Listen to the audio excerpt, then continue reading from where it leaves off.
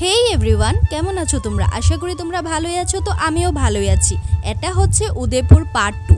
মাতাবাড়ি পুজো শেষ করে আমরা কোথায় কোথায় গেলাম এইসব তোমরা দেখতে পারবে এই ভিডিওতে। তো চলো, প্রথমেই আমরা যাচ্ছিলাম ভুবনেশ্বর মন্দিরে, তারপর এখান থেকে যাব পুরান উদয়পুর রাজবাড়িতে।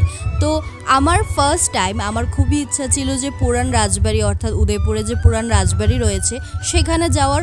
অনেক কাহিনী, অনেক ঐতিহ্য, অনেক রাজা মহারাজা এখানে থেকে গিয়েছেন এবং এই ঐতিহ্যকে আমি অনেক ভালোভাবে নিজের চোখে উপভোগ করতে চেয়েছিলাম। তো যাই হোক, আমরা ভুবনেশ্বর মন্দির ঘুরে এসে তারপর এখানে এসে পড়লাম, যেটাকে বলে উদয়পুর পুরান রাজবাড়ি। তো তোমরা ভিউটা একটু দেখে নাও।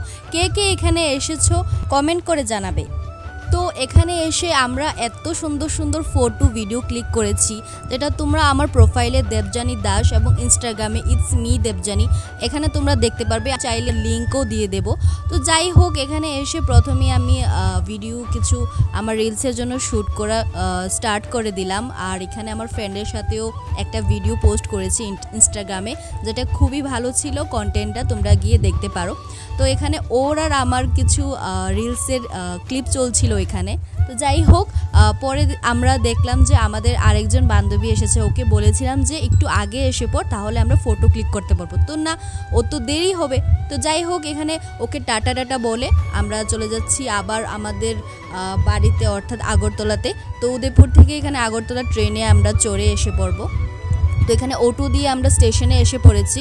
এরপর ট্রেনের জন্য আমরা একটু ওয়েট করতে হবে আমাদের, কারণ ট্রেন 5 মিনিট পরে আসবে।